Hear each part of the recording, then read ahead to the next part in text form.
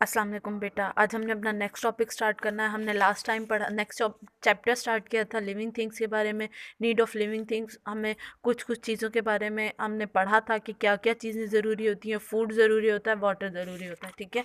आज हमने जो पढ़ना है, आज हमने पढ़ना है एयर, सनलाइट, अ प्लेस, ठीक है। समझ आ गई। आज हमने क्या क्या पढ़ना है, air, sunlight, a place to live. सबसे पहले मेन जो चीज़ थी ना वो थे फूड, हमने लास्ट टाइम पढ़ लिया था। वाटर हमने लास्ट टाइम पढ़ा था। एयर एंड सनलाइट, ये दो पढ़ने हैं, ये हमारा नेक्स्ट टॉपिक है। अभी फ़िलहाल हमने जो फर्स्ट टॉपिक पढ़ना है वो है sunlight. The earth is surrounding by air. आपको पता है हमारी अर्थ जो है वो हवा से मिलकर बनी है। हमारी अर्थ के आप किसी भी जगह चले जाओ, किसी भी हिस्से में चले जाओ, आपको वहाँ पर हवा लाजमी मिलेगी। हवा क्या मिलेगी?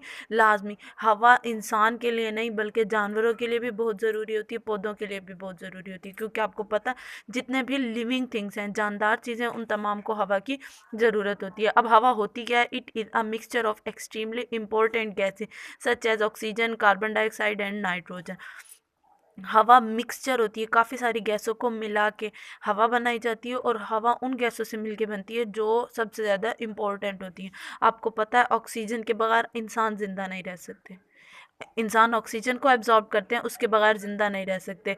अब कार्बन डाइऑक्साइड है, कार्बन डाइऑक्साइड के बगैर पौधे ज़िंदा नहीं रह सकते, क्योंकि पौधे कार्बन डाइऑक्साइड को एब्जॉर्ब करते हैं। और इसी तरह से नाइट्रोजन है, नाइट्रोजन गैस हमें किसी भी चीज़ को जलाने में मदद देती है, ठीक है। लिखा हुआ है वी ब्रीथ इन ऑक्सीजन, हम सांस लेने के लिए ऑक्सीजन का इस्तेमाल करते हैं, but breathe out carbon dioxide. लेकिन हम कार्बन डाइऑक्साइड को क्या करते हैं? रिलीज करते हैं, हम ब्रीथ आउट करते हैं, हम उस गैस को बाहर निकालते हैं।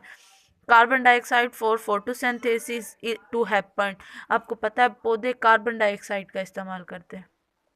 पौधे अपनी खुराक तैयार करने के लिए, फोटोसिंथेसिस के लिए किस चीज़ का इस्तेमाल करते हैं? कार्बन डाइऑक्साइड का। There is no life without air. जब तक हवा नहीं होगी हम लोग ज़िंदा नहीं रह सकते, क्योंकि हम लोग सांस नहीं लेंगे, सांस नहीं लेंगे तो हम लोग मर जाएंगे, ठीक है। इसी तरह से नेक्स्ट सनलाइट है।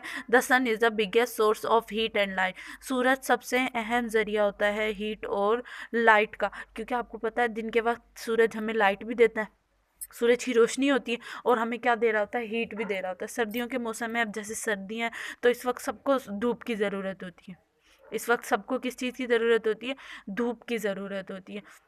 हम लोग धूप में बैठते हैं तो हमारी सर्दी कम हो जाती है, अगर छाँव में चले जाते हैं तो हमारी सर्दी क्या होती है? दोबारा से बढ़ जाती है। इसी तरह से सूरज की रोशनी भी हमारे लिए सबसे ज़्यादा इम्पोर्टेंट होती है।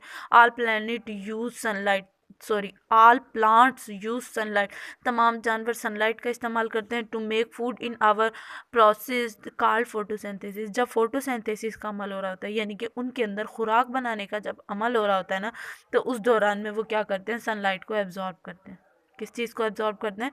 वो सनलाइट को एब्जॉर्ब करते हैं। और इसके अलावा सनलाइट की इंसानों के लिए सनलाइट कैसे ज़रूरत है? आपने सोलर प्लेट्स देखी होंगी, देखिए ना आप सब में, आप में से कुछ लोगों के घर पे भी होंगी सोलर प्लेट्स। अब सोलर प्लेट्स का क्या काम होता है? वो सनलाइट को एब्जॉर्ब करती है, सूरज की रोशनी को एब्जॉर्ब करती है, और क्या करती है? हमें हमें बिजली देती है, लाइट देती है, जिसकी मदद से हम अपने घर की लाइट्स भी जला लेते हैं, हम अपने घर की पंखे भी जला लेते हैं।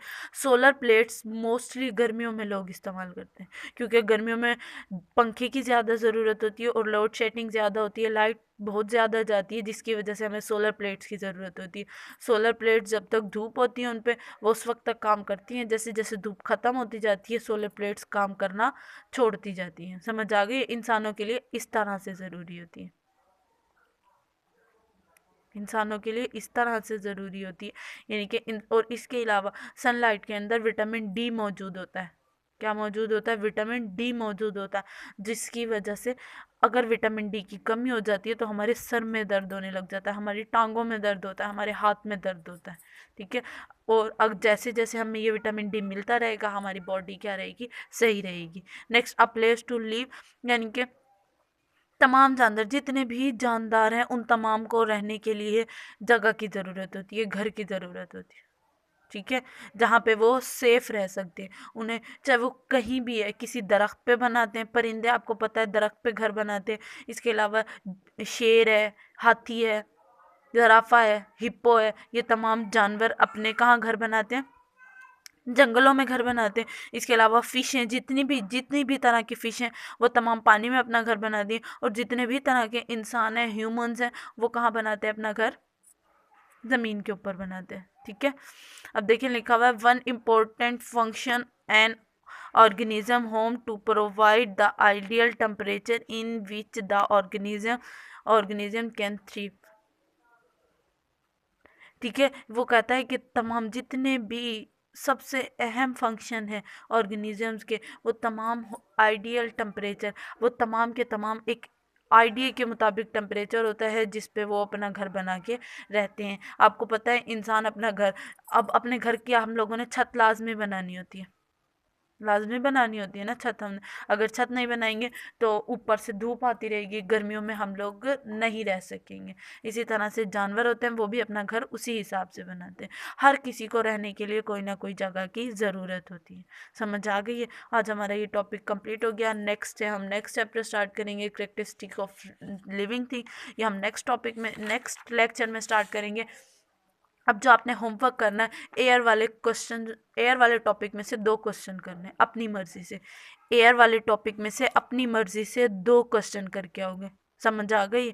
और होमवर्क नीट एंड क्लीन होना चाहिए अब सबका, और सैटरडे वाले दिन आप होमवर्क सर को सबमिट करवाओगे।